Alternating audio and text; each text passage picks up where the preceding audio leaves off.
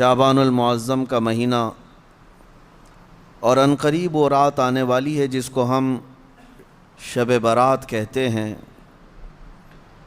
جس کے متعلق قرآن پاک میں بھی ذکر ہے۔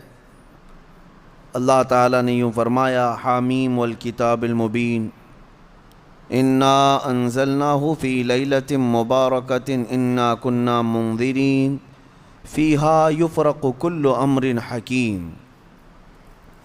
بعض مفسرین نے فرمایا کہ اس آیت کا تعلق اس 15ویں شعبان کی رات سے ہے۔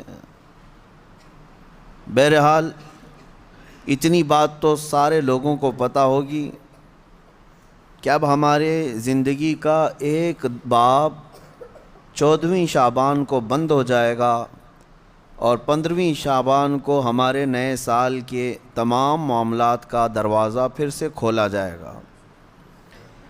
یعنی اس رات کو اللہ تعالیٰ فرشتوں پر تمام معاملات کا حکم نازل فرماتا ہے کہ فلاں بندے کے ساتھ سال بھر میں کیا کیا ہونا ہے۔ اس سے پہلے کہ نئے سال میں ہمارے لیے کیا کیا ہونا ہے، یہاں تک کہ یہ تک حکم آ جاتا ہے کہ کتنے لوگ پیدا ہوں گے اور کتنے لوگ دنیا سے جانے والے ہیں۔ کئی لوگوں کے متعلق حدیث پاک میں ہے اس رات ان کا فیصلہ ہو چکا ہوگا کہ اب یہ دنیا سے جانے والا ہے، لیکن وہ بندہ اپنی شادی کی تیاریوں میں مصروف ہوگا۔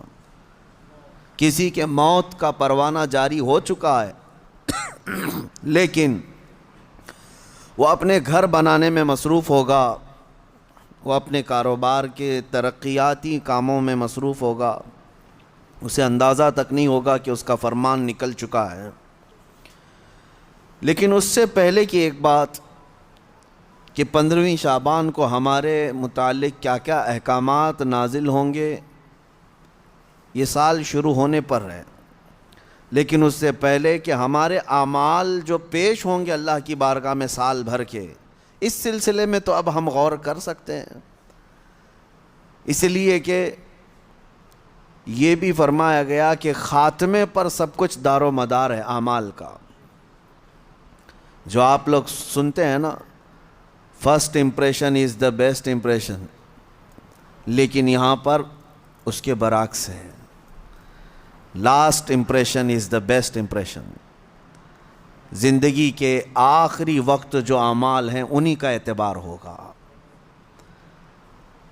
تمہارے زندگی کا دروازہ بند ہونے سے چند ثانیے پہلے جو تم کر رہے تھے اس کا اعتبار ہوگا۔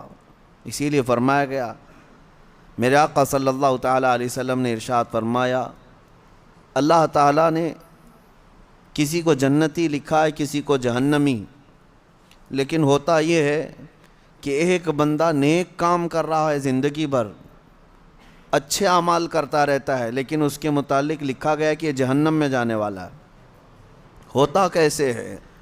فرمایا گیا موت کے آنے سے چند دنوں پہلے یا چند لمحوں پہلے وہ ایسے گندے کاموں میں مصروف ہو جاتا ہے جو جہنم کی طرف لے جاتے ہیں، انہی کاموں میں اس کی موت ہوتی ہے اور خاتمے پر ہی سب کچھ دار و مدار ہے، پھر اسے دوزخ کی طرف لے جایا جاتا ہے۔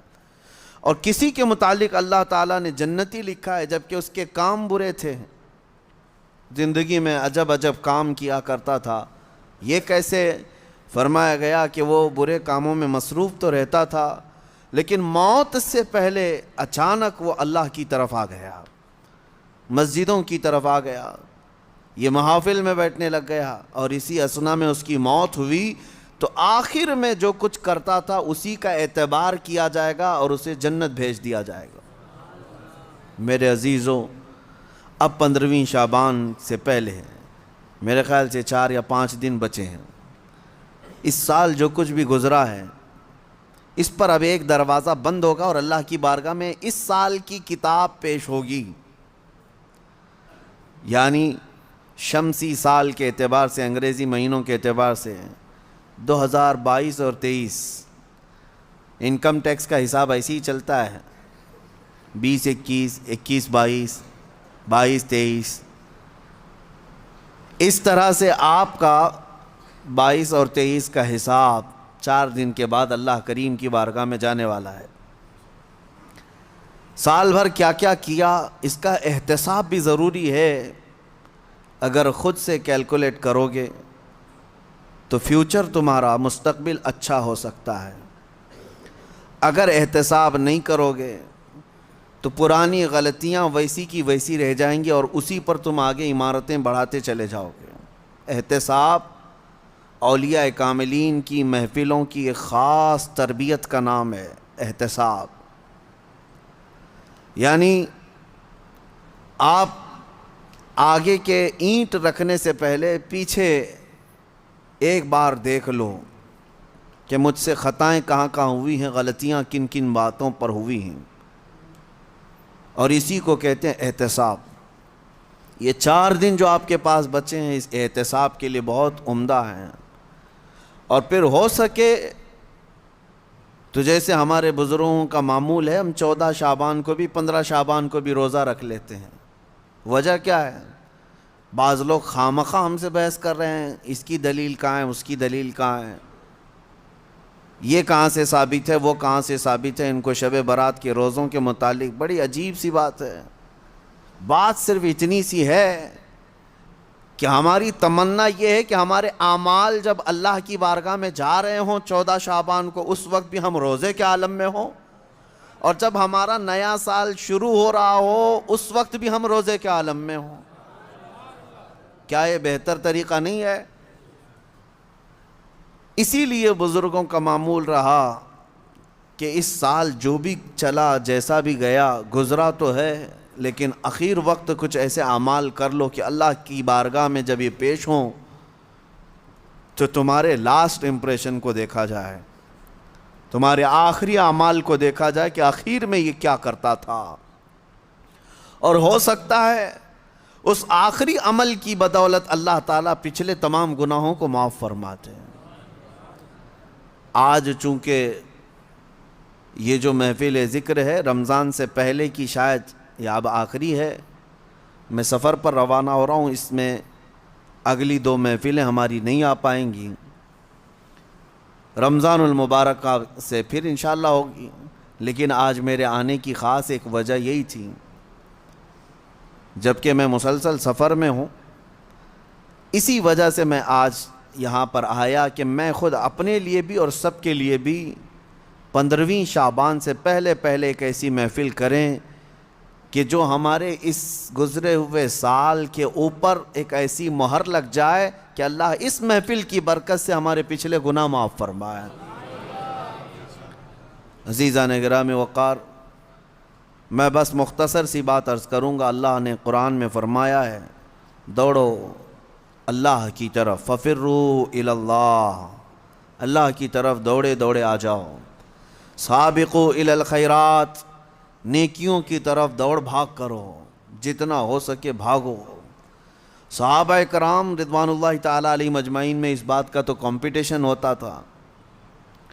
وہ نیکیوں میں سبقت لے جانے کے لیے ایک دوسرے کے آگے بڑھنے کی کتنی تمنائیں کرتے. اور یہاں ہم کن چیزوں میں آگے بڑھنے کی ہوڑ لگی ہے دنیا میں، باقی نیکیوں کی طرف کتنے لوگ دوڑتے ہیں وہ سب کو پتہ ہے. اکثر کو تو یہ چاہیے کہ مجھے سب سے پیچھے والی جگہ ملے، نہیں، سب سے آگے بڑھنے کی تمنا کیوں نہیں ہے؟ سیدنا ابو بکر صدیق اور حضرت عمر فاروق رضی اللہ تعالیٰ عنہ کا معمول یہ تھا کہ حضرت عمر کہتے ہیں میں ڈھونڈ کر کے مدینے میں کچھ ایسی نیکی کرنا چاہتا تھا جو ابو بکر نہیں کرتے، کہیں پر بھی ان کے برابر ہو جاؤں یا ان سے آگے بڑھ جاؤں. بڑی مشکل سے حضرت عمر کو ایک گھر ملا، ایک بوڑھی عورت جس کا کوئی نہیں رہتا تھا. حضرت عمر نے طے کر لیا کہ اس کے بیوہ عورت ہے، اس کے گھر کا سارا کام میں کر دوں گا، کسی کو پتہ بھی نہ چلے، نیکی کا کام ہے. وہ فجر میں نماز کے بعد جا کر دیکھے تو اس عورت کا سارا گھر کا کام پہلے سے کیا ہوا ہے، جبکہ وہ بستر سے اٹھ نہیں پاتی. اس کے گھر کے برتن، اس کا بستر، سب کچھ صاف ستھرا ہے. دوسرے دن آ کر دیکھے وہی حال تھا. حضرت عمر کہتے ہیں تیسرے دن میں اذان فجر سے پہلے ہی چھپ کر دیکھنا شروع کیا کہ آخر اس کے گھر کا کام کرتا کون ہے. کہا ایک چادر اوڑھے ہوئے ایک شخص آیا، گھر میں داخل ہوا، جھاڑو لیا، جھاڑنے لگا، سارے چیزیں ڈھنگ سے رکھنے لگا. اذان ہونے لگی, وہ اس عورت کے گھر سے باہر نکلنے لگا. حضرت عمر کہتے ہیں میں قریب جا کر چادر ہٹایا تو ابو بکر صدیق تھے. پھر کہا ایک یہ مثال. حضرت عمر کہتے ہیں میں کبھی آگے بڑھ ہی نہیں سکتا, میں جہاں کوشش کرتا ہوں اس سے پہلے حضرت ابو بکر پہنچے ہوئے ہوتے. جب آپ کی خلافت کا وقت تھا تب آپ نے اعلان کیا حضرت عمر فاروق نے, کوئی ایسی نیکی جو ابو بکر کرتے تھے اور میں نہیں کر رہا ہوں تو لوگوں مجھے بتا دو تاکہ میں برابر ہو جاؤں.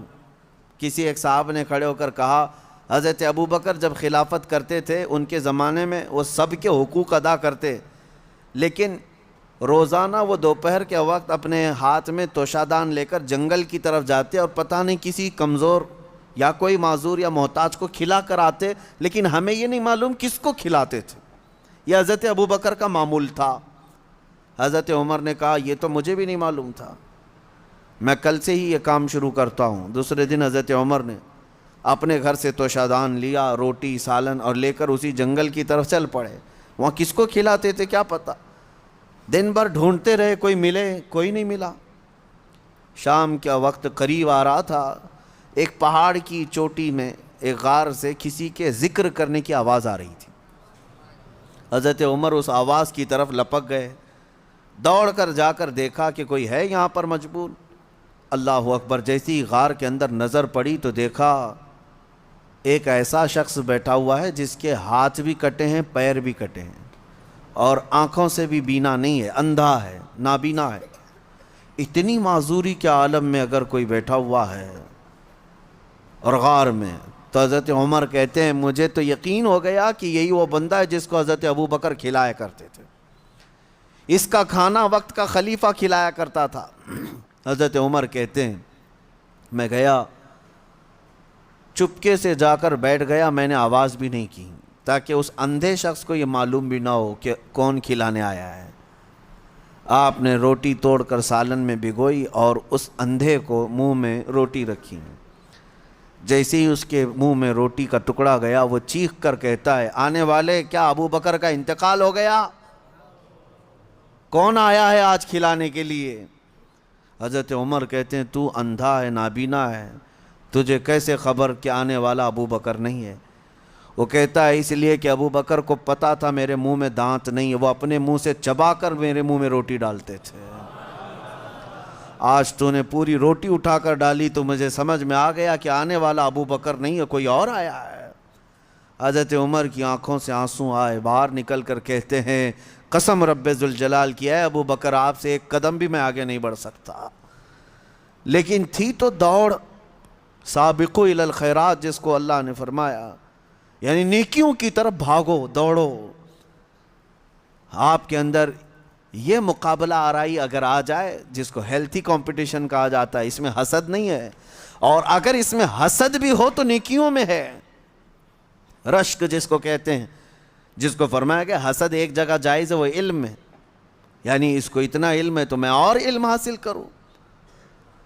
اگر کوئی 2 رکعت نماز پڑھ رہا ہے تو آپ کے اندر اس بات کی تمنا جاگنی چاہیے میں 4 پڑھوں.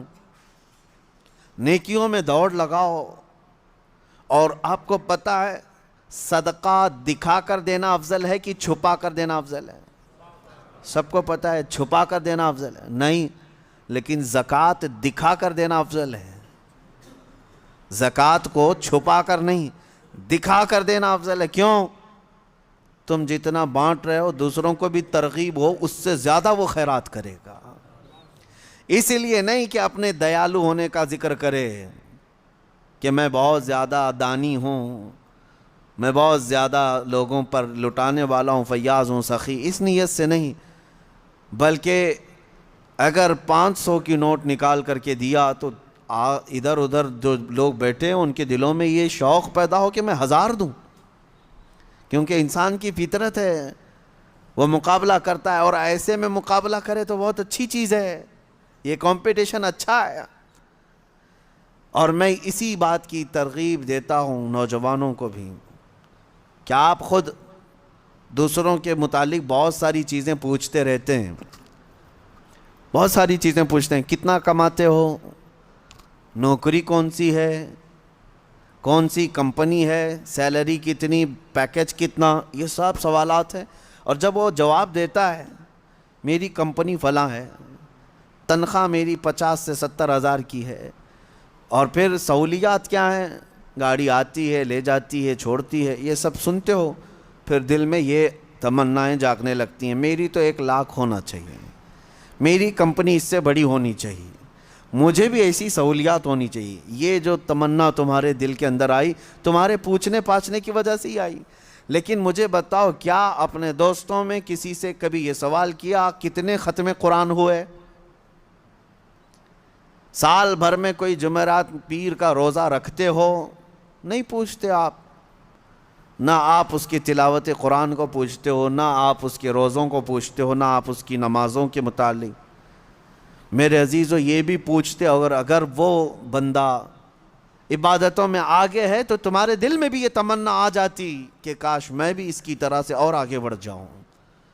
میں یہ باتیں صرف اس لیے کہہ رہا ہوں کہ رمضان المبارکہ میں آپ سب کا یہی کمپٹیشن ہو جائے تو ہر ایک کا رمضان بہتر سے بہترین ہوگا، بہتر نہیں بلکہ بہترین ہوگا، بہترین ہوگا۔ عزیزان گرامی وقار، مجھے یاد ہے بچپن میں جب چھوٹے تھے تو رمضان میں روزانہ اسکول جانے کے بعد یہی چیزیں ہوتی تھی، تیرے کتنے روزے ہوئے، تیرے کتنے روزے ہوئے، ہر ایک کے روزے ہی ایک دوسرے کو پوچھتے رہتے۔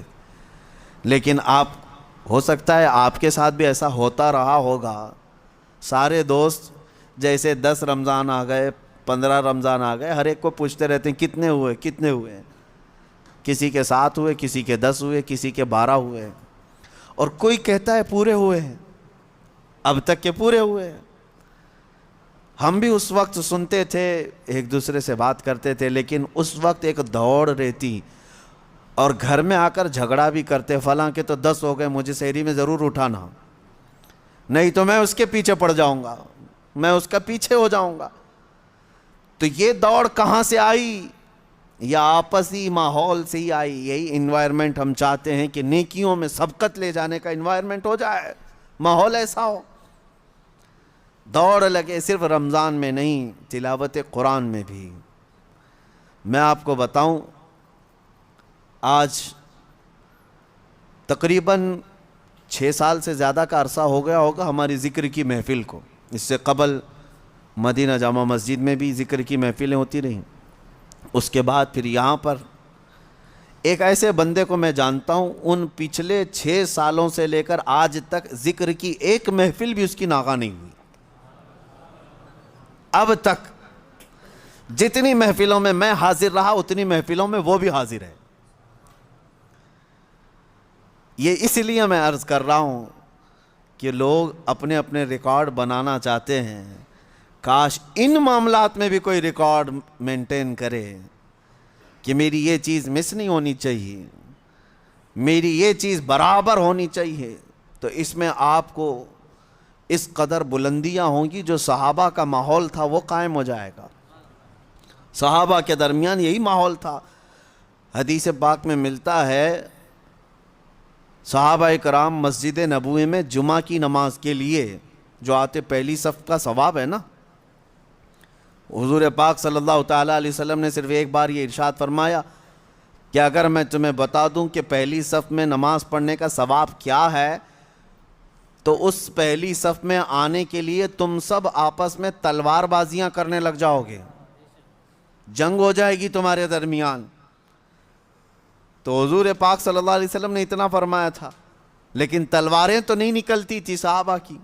لیکن جمعہ کی نماز کے لیے جو صحابہ مسجد نبوی میں آتے تھے، جانتے ہیں وہ کب آتے؟ فجر کی نماز میں آ جاتے تھے۔ جو فجر کی نماز میں حاضر ہوا، اسے جمعہ کی نماز پہلی صف میں ملی۔ تو یہ دوڑ تھی۔ اور اس کے علاوہ صحابہ کا معمول یہ تھا کہ وہ کسی چیز میں پیچھے نہیں رہنا چاہتے تھے۔ وہ نبی پاک صلی اللہ تعالیٰ علیہ وسلم کی محفلوں کو کاؤنٹ کرتے ہیں، کس نے کتنی محفل اٹینڈ کیا ہے، اس میں اس کی فضیلت بھی تھی۔ حضور پاک صلی اللہ تعالیٰ علیہ وسلم کے ساتھ کتنے سفر کیے، کس نے کتنے جنگوں میں شرکت کی، اسی اعتبار سے ان کے مقامات ہیں۔ کوئی صحابی ہیں جو حضور پاک صلی اللہ تعالیٰ علیہ وسلم کے ساتھ 10 جنگوں میں شریک رہے، کوئی 12 جنگوں میں شریک رہے، اور کچھ صحابہ ایسے ہیں جنہوں نے حضور کی ہر جنگ میں شرکت خود فرمائی۔ جتنے غزوات میں حضور تھے اتنے غزوات میں وہ بھی تھے۔ صحابہ ان کو اتنی قدر کی نگاہ سے دیکھتے اور کہتے ان کے مقام کو تو کوئی پہنچ ہی نہیں سکتا۔ یہ ماحول ہو، ایک دوسرے پر سبقت لے جانا نیکیوں میں، یا بے حیائیوں کا دورہ ہے۔ یہاں پر اکثر نوجوان یہ چاہتے ہیں کہ وہ آدھا بے حیا ہے تو میں پورا بے حیا بن جاؤں۔ نعوذ باللہ۔ دنیاوی اعتبار سے میں کمپٹیشن کرو گے، مقابلہ آرائی کرو گے تو ذلت کی طرف جاؤ گے، بہت زیادہ عمیق غار میں گر جاؤ گے۔ جانتے ہو آج اسی دکھاوے کے چکر میں، ریاکاری کے چکر میں پورا معاشرہ تباہ ہو رہا ہے، پورا معاشرہ برباد ہو رہا ہے۔ لوگوں کو دکھانے کے لیے کتنے کام ہو رہے ہیں آج جاؤ ہماری شادیوں کے محلات دیکھ لو، پارٹیاں دیکھ لو، تمہارے برتھ ڈے کی پارٹیاں دیکھ لو، یہ سب ایک دوسرے کو دیکھ کر اپنی بڑھوتری بیان کرنا اور اپنی بڑائی ظاہر کرنے کا ہی ایک ہی مقصد رہ جاتا ہے۔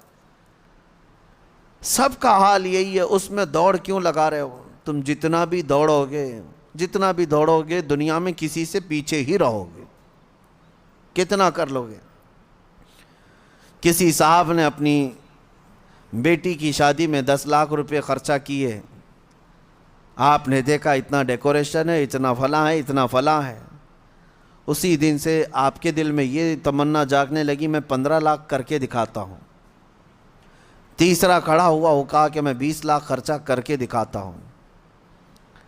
ان تمام چیزوں میں کیا کمپٹیشن نہیں ہے، بلکہ باپ جو خرچہ کرتے ہیں وہ اپنی جگہ پر، خود نوجوان کو یہ فکر ہے میرا دوست اتنا خرچہ کیا تھا میں اتنا کروں۔ یعنی تم شادی اپنی زندگی کے لیے نہیں، اس کو دکھانے کے لیے کر رہے ہو۔ یہی تو دوڑ ہے، اپنے لیے نہیں کر رہا ہے بندہ۔ بہت ساری چیزیں ایسی ہیں دوسروں کو دکھانا ہے، دوسرے سے مجھے آگے بڑھ کر کے دکھانا ہے، اس سے بہتر مجھے کر کے دکھانا ہے۔ دنیا میں اس سے بہتر کے چکر میں تم لٹ گئے، لیکن بہتر نہیں ہو پایا۔ کبھی آپ نے یہ سوچا کہ میرے اتنے اخراجات ہو گئے، اتنا میں نے لوگوں کو دکھانے کے لیے پتہ نہیں کیا کیا کھانے بنائے اور سب کھائے اور گٹر میں پھینک کر چلے گئے۔ کوئی ایک بندہ ایسا ہے جو زلزلہ متاثرین اور دیگر فساد متاثرین جن کے گھر بار تک نہیں ہے، ایک بندہ ایسا ہے جو روزانہ 10 فقیروں کو کھانا کھلاتا ہے، کوئی 100 مسکینوں کو کھانا کھلا کر آتا ہے۔ تمنا تو یہ ہونی چاہیے تھی کہ وہ 10 کو کھلا رہا ہے آج، تو میں کیوں 50 کو نہ کھلاؤں؟ یہاں پر اگر تم کھلانے کی بات کرتے تو اللہ کا قرب حاصل کرتے، اللہ کا قرب حاصل کرتے۔ باقی پارٹی شارٹی جو ہے اس میں سوائے اسراف اور فضول خرچی اور بربادی کے کچھ حاصل نہیں ہے، کچھ حاصل نہیں۔ اور کب تک لوگوں کو راضی کرو گے؟ میں نے دیکھا ہے گھنٹے 2 گھنٹے کے لیے تمہاری پارٹی میں آئیں گے، گن کر کے جائیں گے کتنے کھانے بنے ہیں، یہی گننے کے لیے لوگ آتے ہیں۔ ٹھیک ہے 6 قسم کے کھانے تم نے بنائے تھے، وہی تمہارے ہاں جو کھایا ہوا ہے کل کسی اور کے ہاں کھائے گا اور بولے گا ارے بھائی تمہاری تو 6 ہی تھی، میں آج یہاں پر 8 والے کھا کے آیا ہوں۔ تمہاری تو سارے اخراجات، تمہاری ساری فیلنگ تو گئی، ختم ہو گئی۔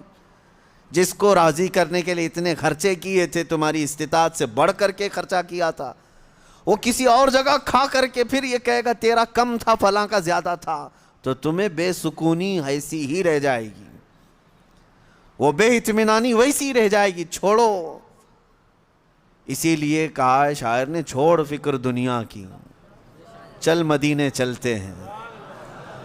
اور وہاں دوڑنے کی جتنے لوگ بات کرتے ہیں وہ سبقت لے جاتے ہیں، سبقت لے جاتے ہیں۔ اسی لیے ہم نے دیکھا ہے، میں بلا مبالغہ کہہ رہا ہوں، میں اکثر ان بزرگوں کی تاریخ پڑھتا بھی ہوں اور ان کی کتابیں مجھے بڑی پسند بھی ہیں، یا ان کی صحبت مجھے بہت اچھی لگتی ہے جو کثرت سے میرے آقا صلی اللہ تعالیٰ علیہ وسلم کے کمالات کا ذکر کرتے ہیں.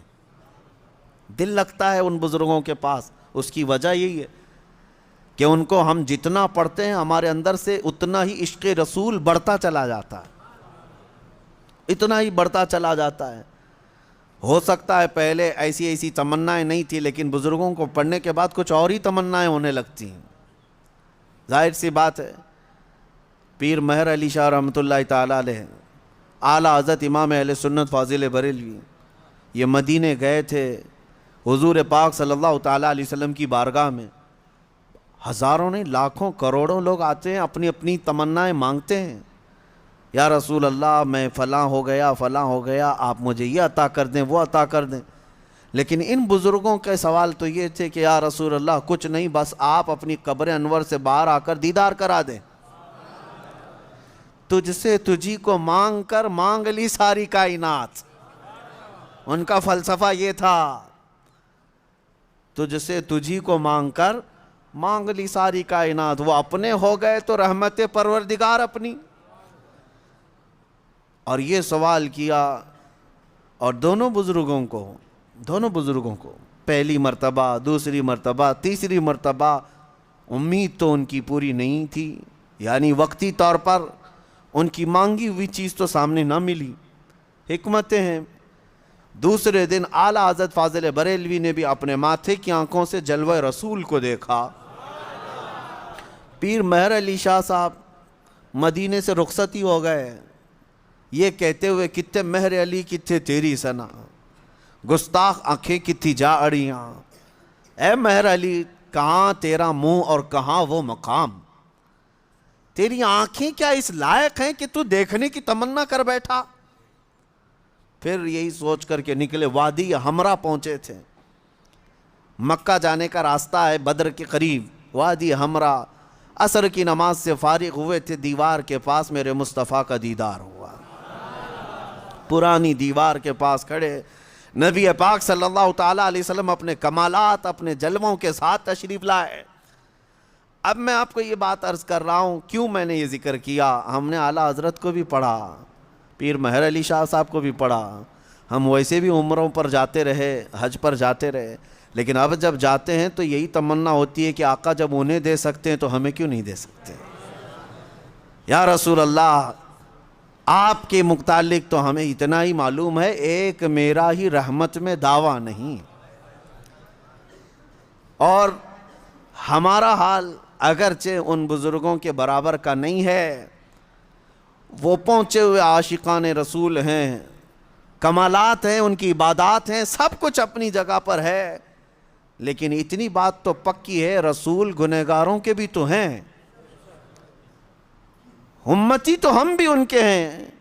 نبی پاک صلی اللہ تعالیٰ علیہ وسلم کی بارگاہ میں یہ تمنا کرنا اور اس طرح کی التجا کرنا کس نے سکھایا؟ انہی بزرگوں کی تاریخ نے سکھایا. اسی لیے میں کہتا ہوں ایسوں کو دیکھو کہ تمہیں نیکیوں کی طرف بڑھنے کا شوق پیدا ہو جائے. ایسوں کو دیکھو, ان لوگوں کو نہ دیکھو جو دنیا میں مست ہیں, مگن ہیں, کوئی ناچ رہا ہے, کوئی تھرک رہا ہے. تم ان کو دیکھ کر کے یہ سوچنے لگتے ہو کہ مجھے بھی ایسی زندگی گزارنی چاہیے. شیطان تمہیں نیچے کی طرف لاتا ہے. دنیا داروں کو جب جب دیکھتے رہو گے گناہوں کی خواہش پیدا ہوتی رہے گی. ایک بات یاد رکھ لینا, گناہ تمہارا نفس بعد میں کرتا ہے, لیکن تمہاری آنکھیں پہلے نظارے دکھاتی ہیں, دنیا کی رنگینیاں تمہارے سامنے لاتی ہیں. فلاں کی زندگی, فلاں کی زندگی, فلاں کی زندگی. آپ کیا سمجھتے ہیں ٹی وی, یہ تمام چیزیں جو لائی گئی ہیں, ٹیلی ویژن, پوری دنیا بھر کی عیاشی تمہارے آنکھوں کے سامنے لائی جاتی. کیوں؟ یہ شیطان اچھی طرح یہ جانتا ہے کہ یہ نفس پر ہزار کنٹرول کر لے گا, لیکن اپنی آنکھوں پر کنٹرول کرنا اس کو بہت مشکل ہے. اور جہاں یہ نگاہیں بہکی, پھر یہ نگاہوں کے اثر میں اس کا پورا نفس بھی وہی کام کرے گا. آج یہی حالات ہیں میرے عزیز. اسی لیے دیکھو, مگر ان کو دیکھو جو میرے مصطفیٰ کے دیوانے ہیں. ان کو بار بار دیکھتے رہو, بار بار سنتے رہو. تمہیں جنت کی طرف بھاگنے کا شوق پیدا نہ ہوا تو مجھے پتا نہ. ان کو بار بار دیکھو. اور یہ دنیا داروں کو جتنی بار دیکھو گے دنیا میں جینے کی ہوس بڑھتی چلی جائے گی. نہیں مجھے اور جینا ہے, اور چھوٹی چھوٹی چیزوں سے ڈرنے لگو گے. ارے نہیں ابھی تو مرنا نہیں ہے, مجھے ابھی اتنا بنگلہ بنانا ہے, مجھے ابھی یہ کرنا ہے. دنیا داروں کو جتنی بار دیکھتے جاؤ گے ہوس بڑھتی جائے گی دنیا میں جینے کی. لیکن ایک بات پکی میں آپ کو بتاؤں, عاشقان مصطفیٰ کو جتنی بار دیکھو گے موت کی تمنا آتی رہے گی, کب آنکھیں بند ہوں گی, کب حضور کا زیارت ہوگی. وہاں مرنے کا ڈر ہی ختم ہو جاتا ہے, موت کا خوف ہی نکل جاتا ہے. اسی لیے میرے عزیزو, یہ فیصلہ تمہارے ہاتھ میں ہے کہ اب بچے ہوئے جو زندگی کے دن ہیں کس طرف دوڑتے ہو. ایک بات میں آپ کو بتا دوں, ایک دانشور کی بات مجھے بڑی اچھی لگی تھی. انہوں نے بہت پیارے انداز میں کہا ہے کہ یہ دنیا میں جتنے بورڈ لگے ہوئے ہیں, روڈ پر سائن بورڈ ہوتے ہیں, کہاں کے, پونا کا 140 کلومیٹر, بنگلور کا بورڈ ہے, دلی کا بھی ہوگا, احمد آباد کا بھی ہوگا. ان دانشوروں نے کہا یہ تو سب یوں ہی لگے, سارے راستے قبرستان ہی جاتے ہیں. کوئی راستہ کسی شہر نہیں جاتا, تھوڑی دیر کے لیے جاتا ہے, لیکن سارے راستے جس راستے پہ بھی چلو پہنچو گے قبرستان. جانا وہیں ہے سب کو. یہ حقیقت ہے یا نہیں؟ کسی بھی راستے پر جاؤ لیکن آخری منزل تمہاری کہاں ہے؟ وہ قبرستان ہے. جب وہاں جانا طے ہے میرے عزیزو, کب تک ہم اپنے اس نفس کی غلامی میں رہیں؟ نکل آؤ. کچھ گناہ ایسے ہیں جو ایسے داغ چھوڑ جاتے ہیں, ایسے زخم دے جاتے ہیں کہ مرنے کے وقت وہ درد اور وہ ٹیسیں اٹھنے لگ جائیں گی. اسی لیے یہ محفلیں بار بار ہم منعقد کرتے ہیں کہ نبی پاک صلی اللہ تعالیٰ علیہ وسلم کی سنت مبارکہ ہے کہ انسان کی فطرت میں نفس کا غلبہ آتا ہے تو یہ دنیا کی طرف چلا جاتا ہے, اور اس کو ایک بار نصیحت کرو تو پھر یہ دنیا سے باز آ جاتا ہے. تمہارے لیے علاج یہی ہے, ہمارے لیے علاج یہی ہے. یہ میں نہیں کہتا کہ آج ایک بار کوئی مرید ہو گیا تو اب 70 سال بھی وہ باہر بھٹکتا رہے, کچھ نہیں ہونے والا ہے. نہیں ہوگا, بڑے بڑوں کا تقوی بھسم ہو جاتا ہے اس دنیا میں. ماں و شما کسی کام کے نہیں, ہماری تو کوئی اعتبار ہی نہیں.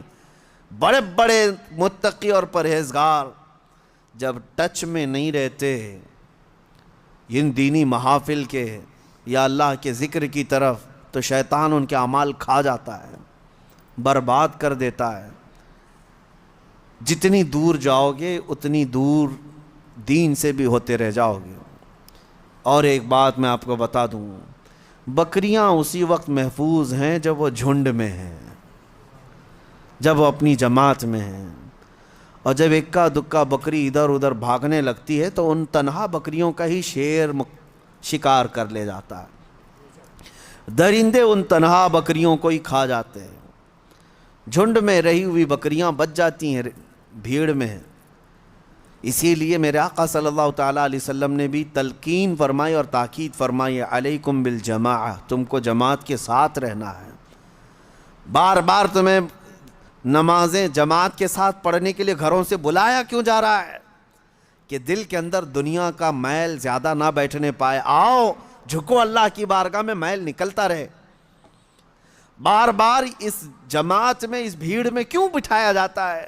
کہ دل تمہارا اللہ کی طرف لگا رہے گا, اللہ کی طرف لگا رہے گا. ورنہ یہ کتنی بڑی بات ہے, آپ کیلکولیٹ کر لینا. میں ایک بات بتا رہا ہوں, امپورٹنسی بتا رہا ہوں اس جملے کی.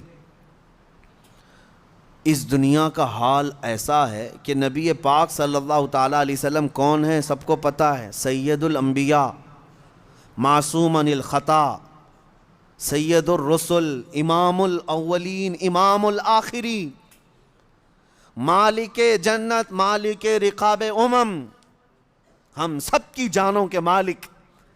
لیکن اس رسول, کیا آپ سب کو یہ تسلیم ہے کہ نہیں حضور کے ہاتھ میں سارے خزانوں کی کنجی ہے؟ نبی پاک صلی اللہ تعالیٰ علیہ وسلم جنتی دروازوں کے مالک ہیں.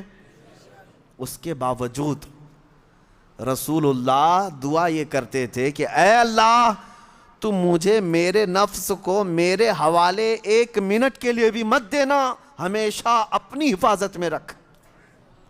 رسول جب یہ دعا کرتے ہیں کہ میرے نفس کو میرے حوالے، پلک جھپکنے کے برابر جو وقت ہوتا ہے حضور فرماتے ہیں لا تکلنی الی نفسی طرفت عین یا اللہ، اے اللہ پلک جھپکنے کے برابر کا جو وقت ہوتا ہے اتنے وقت کے لیے بھی میرے نفس کو میرے حوالے مت کرنا، اے اللہ تو ہمیشہ اپنی حفاظت میں رکھ۔ اب اس سے آپ امپورٹنسی سمجھو، اندازہ کرو کہ جو سید الاولین والآخرین یہ کہتے ہوں کہ 1 منٹ کے لیے بھی مجھے دنیا کے حوالے نہ کر، تو پھر ہمارا اور آپ کا حال کیا ہونا چاہیے؟ اگر ہم چند دنوں کے لیے دنیا کے حوالے ہو گئے تو ہمارے اوپر کیا کیا ہتھ کنڈے نہیں آئیں گے، کیا کیا بربادیاں نہیں آئیں گی۔ یہ تو غنیمت ہے میرے عزیزوں، ہم ہفتے میں 1 مرتبہ محفل ذکر کر رہے ہیں، ہونا تو یہ چاہیے کہ جتنی مسجدیں ہیں سب کے دروازے کھلیں، اور جس طرح جمعہ میں لوگ کثرت سے حاضر ہوتے ہیں محفل ذکر میں بھی حاضر ہو کر اپنے دلوں کے زنگ کو دور کیا کریں، ورنہ یہ دنیا بہت سخت ترین ہے۔ ہم نے دیکھا ہے، یوں ہی بریلی کے امام نے نہیں کہا تھا شہد دکھائے زہر پلائے، قاتل ڈائن شوہر کش، قاتل ڈائن شوہر کش، 3 لفظ ہیں دنیا کے لیے۔ اعلیٰ حضرت نے فرمایا قاتل ہے یہ، ڈائن ہے یہ، شوہر کش ہے، یہ تینوں سب سے بری حرکتوں والی عورت کے نام ہیں۔ قاتل تو آپ کو پتہ ہے کلر، قتل کرنے والا، دنیا قتل کر دیتی ہے، مرتا تو ہر کوئی ہے نا یہاں پہ، اس سے جتنے لوگ محبت کرتے ہیں سب مرتے ہیں اور اسی کے اندر مرتے ہیں، اوپر جا کے ادھر ادھر جا کے نہیں مرتے، اسی دنیا میں مرتے ہیں۔ اور کتنے تو ایسے ہیں وہ اپنی کمائی ہوئی رقم پہ ہی مرتے ہیں، اپنے بنائے ہوئے مکان میں ہی مرتے ہیں، مرنا اسی دنیا میں۔ اس سے محبت کرنے والے مرتے تو سب ہیں۔ اعلیٰ حضرت فرماتے ہیں ہونا تو یہ چاہیے، میں آپ سے محبت کر رہا ہوں، آپ مجھ سے محبت کر رہے ہیں، تو محبوب و محب میں ایک بڑا گہرا تعلق ہوتا ہے، بڑا گہرا تعلق ہوتا ہے۔ ہوتا کیا ہے، آپ اگر میرے محبوب ہیں تو محبوب کبھی اپنے چاہنے والے پر وار تو دور کی بات ہے، ہوا بھی آنے نہیں دیتا، سچی محبت تو یہ ہے۔ لیکن یہ دنیا کیا ہے، اعلیٰ حضرت فرماتے ہیں ڈائن ہے، ڈائن۔ ڈائن کس عورت کو کہتے ہیں پتہ ہے؟ جو روزانہ شوہر بدلتی ہے، اس کا ایک شوہر نہیں ہوتا، ایسی عورت کو ڈائن کہتے ہیں جو روز شوہر بدلتے رہتے ہیں، مجنوں بدلتے رہتے ہیں۔ یہ دنیا کی کیفیت ہے۔ وہ کیسے آپ کو میں بتاتا ہوں۔ آج جس گھر میں آپ ہیں آپ کے نام کا ہوگا، یا ہو سکتا ہے آپ کے ابا کے نام کا ہوگا، لیکن ذرا پہلے پوچھنا کہ اس سے پہلے کس کے نام پہ تھا؟ بتائیں گے کوئی اور تھا۔ اس سے پہلے چاہے وہ نئی بلڈنگ ہی بنی ہوئی ہو لیکن جگہ تو کسی کی ہوگی۔ اس سے پہلے آپ جاتے جائیں گے، یہ دنیا ٹرانسفر ہوتی جا رہی ہے ہر ایک کے ہاتھ میں الگ الگ۔ ابھی ایک نوٹ آپ اپنی جیب سے نکالو، 100 روپے، کتنے دن اس کو سنبھال کے رکھو گے؟ یہ تمہارے ہاتھ سے دوسرے کے ہاتھ میں جاتی ہے، دوسرے کے ہاتھ سے تیسرے کے ہاتھ میں جاتی ہے، یہی دنیا ہے نا۔ اور یہ اس سے جتنے پیار کر رہے ہیں سب کے ہاتھوں میں جا رہی ہے۔ اسی کو ڈائن کہا گیا، روز شوہر بدلتی ہے۔ اس سے جو بھی محبت کرتا ہے ان سب کے ہاتھوں میں جاتی تو ہے لیکن رکتی کسی کے پاس نہیں، سب سے نکلتی رہتی ہے۔ اور پھر ہوتا کیا ہے، اعلیٰ حضرت نے ایک اور اس کو لفظ دیا ہے، شوہر کش۔ شوہر کش کا مطلب ہوتا ہے وہ عورت جو اپنے ہی مرد کو، اپنے ہی شوہر کو قتل کرتی ہے، مار ڈالتی ہے۔ دنیا ویسی عورت ہے، جو اس سے محبت کرتا رہا وہ اسی کی محبت میں ہی دنیا میں چلا گیا، مر گیا۔ اسی لیے نتیجہ کیا ہے، کرنا کیا چاہیے؟ جب یہ ڈائن ہے اور یہ شوہر کش ہے تو اعلیٰ حضرت کا میسج سنو، اس مردار پہ کیا للچائے دنیا دیکھی بھالی ہے۔ اس مردار پہ کیا للچائے دنیا دیکھی بھالی۔ ایک بات میں آپ کو بتاؤں، رسول پاک صلی اللہ تعالیٰ علیہ وسلم کی حدیث ہے، میں اب گفتگو کلوز کرتا ہوں قریب میں۔ الدنیا جیفۃ و طالبھا الکلاب، دنیا مردار کی طرح ہے اور اس کا طلب کرنے والا کتے کی طرح ہے، کتے کی طرح ہے۔ کبھی آپ نے سوچا کتا کہنا گالی ہے؟ گالی ہے؟ سنو گے کسی سے کہ تم کو کوئی کتا کہہ دے؟ نہیں۔ یہ اور بات ہے کہ ہم نسبت جب کسی بلند جگہ سے کرتے ہیں تو کتا بھی افضل ہوتا ہے۔ اگر ہم دربار رسول کا کتا کہتے تو یہ گالی نہیں، یہ فخر کی بات ہے۔ لیکن ویسے اگر آپ کو کتا کہہ دیا تو برا لگتا ہے۔ کیوں برا لگ رہا ہے؟ جبکہ آپ کو اگر پوچھیں تو آپ خود ہی کہیں گے کتا بڑا وفادار ہوتا ہے، اس کے اندر تو یہ کوالٹی ہے۔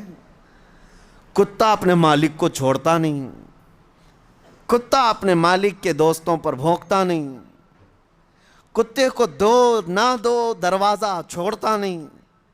اتنی اچھی اچھی کوالٹیز اس کے اندر ہے، تو کتا تمہیں کہے تو برا کیوں لگ رہا ہے؟ اس کے اندر تو اچھی اچھی خاصیتیں ہیں، کوالٹیز ہیں، کیوں برا لگ جاتا ہے آپ کو؟ کتے کے اندر اچھی عادتیں نہ ہوتی تو اسے نگرانی کے لیے کیوں پالا جاتا؟ آج چوکیداری بہت اچھی کرتا ہے، نگرانی بہت اچھی کرتا ہے، وفاداری بڑی اچھی طرح نبھاتا ہے، مالک کے لیے مر بھی جاتا ہے۔ لیکن بہت اچھی بات ایک دانشور نے کہا ہے، کتا کہنے سے آپ کو تکلیف کیوں ہوتی ہے؟ میں بتاتا ہوں۔ کتے کے اندر اچھی کوالٹی سب ہیں، لیکن جب وہ کچھ کھانے لگتا ہے نا، گوشت ڈالو، مردہ کھا رہا ہو، کوئی بھی ہو، دوسرا کتا آئے تو اسے برداشت نہیں کرتا، بھونکنے لگ جاتا ہے دانت پھاڑ کر کے۔ بعضوں نے کہا ہے یہ انسان کا تو ہو گیا لیکن اپنی برادری کا نہیں ہو پایا، یعنی اپنے بھائی کو برداشت نہیں کیا۔ ارے انسان تو دوسرا ہے، اس کی جنس کا تھوڑی نہ ہے۔ جینڈر میل کھاتے ہیں کیا کتے کے اور انسان کے؟ نہیں ہے۔ لیکن کتے کی یہی عادت خراب ہے کہ وہ اپنے بھائی کو اپنے کھانے میں برداشت نہیں کر پاتا۔ اسی وجہ سے رسول پاک صلی اللہ علیہ وسلم نے فرمایا دنیا کا طلبگار کتے کی طرح ہے۔ یہ اچھی بات نہیں ہے۔ بہرحال خلاصہ کلام یہ ہے، 4-5 دن باقی رہ گئے ہیں 15ویں شعبان کو، اور اس سال کا چیپٹر کلوز ہونے جا رہا ہے۔ ہمارے سارے اعمال اللہ کی بارگاہ میں پیش ہوں گے، فرشتے لے کر کے جائیں گے، مولا پچھلے سال 15ویں شعبان سے لے کر اس سال کے 14 شعبان تک ان لوگوں نے یہ سارے کام کیے۔ اب تمہیں پتہ ہے، اللہ کو پتہ ہے کیا کیا کیے۔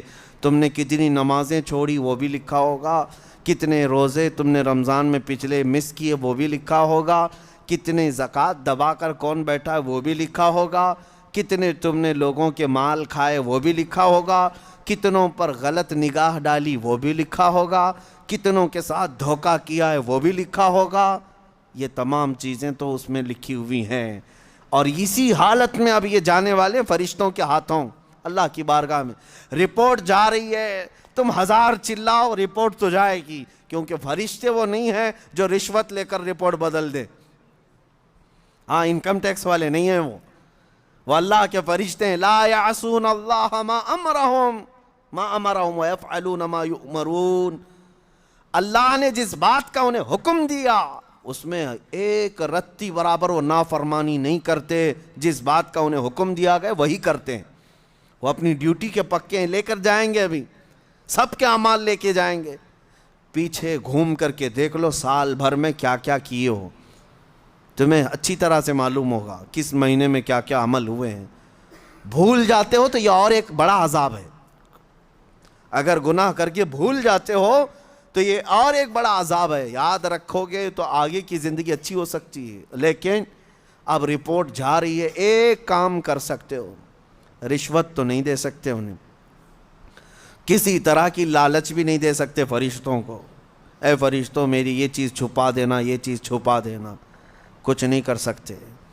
ایک چیز ہے، قرآن میں اللہ نے فرمایا ان الحسنات یذہبن السیئات، کچھ نیکیاں ایسی ہیں کہ اگر تم کرو گے تو برائیوں پر پانی پھیر دیا جائے گا۔ رپورٹ تو وہ لے کر ہی جائیں گے، لیکن 4 دن میں کچھ ایسا کرو کہ اس رپورٹ کے اوپر صرف اور صرف تمہاری نیکیاں ہی درج ہوں، باقی سارے گناہ ویسے ہی مٹا دیے جائیں۔ یہ ہو سکتا ہے آج کے ذکر کو بھی نہایت ہی خلوص کے ساتھ اللہ کی بارگاہ میں اپنے پچھلے تمام گناہوں سے توبہ کرتے ہوئے کھڑے ہو جاؤ، اور اس کے بعد یہ عہد بھی کرو کہ اے اللہ، میں سچی توبہ کے ساتھ تیرے دربار میں آیا ہوں، میں جب جب بھٹکوں، جب جب میرا قدم ڈگمگائے، آج اتنی دعا ہے کہ مولا میرے قدموں کو سنبھال لے اور مجھے دنیا میں ڈوبنے سے بچا لے، جب تک زندہ رہوں اپنی رحمت میں جگہ دے، جب آنکھیں بند ہوں تو دامن مصطفیٰ میں مجھے جگہ عطا کر دے۔ بس اس دعا کے ساتھ میں اپنی گفتگو کو ختم کرتا ہوں۔ اللہ کریم ہمیں بچے ہوئے ان دنوں میں نیکیاں کثرت سے کرنے کی توفیق عطا فرمائے، اور رمضان المبارکہ تک ہماری زندگی کو اللہ دراز فرمائے۔ دعاؤں کی درخواستیں آئی ہیں۔ امتحانات میں کامیابی کے لیے جمعہ میں بھی میں نے دعا کیا ہے، اللہ تبارک و تعالیٰ اس ذکر کی محفل کی برکت سے ہمارے جتنے بچے امتحانات میں ہیں، غیب سے مولا ان کو کامیابی عطا فرما، اور خاص طور پر ان بچوں کے لیے جو ذکر میں آتے ہیں، ان کے لیے میرے دل سے یہ دعا ہے کہ مولا انہیں محروم نہ فرما۔ یہ رب ذوالجلال یہ تیرے ذکر کے نام کی لاج رکھ لے کہ ان بچوں کے دلوں میں یہ یقین پیدا رہے کہ انہیں کامیابی جو ملی ہے تو وہ اللہ کے ذکر کی برکت سے ملی ہے۔ انشاءاللہ العزیز ایک بار پاس ہوں گے تو پھر اگلی بار دیکھیں محفل بھر جائے گی ویسی، اور انشاءاللہ اگلی بار پھر 12ویں والے ہی رہیں گے، ہاں پھر وہی لوگ رہیں گے جن کا ایگزام آ رہا ہوگا۔ اللہ کرے کہ ایسا ہی ہو۔ یہاں سے اگر کامیابی ملتی ہے تو اس سے بہتر چیز اور کیا ہو سکتی؟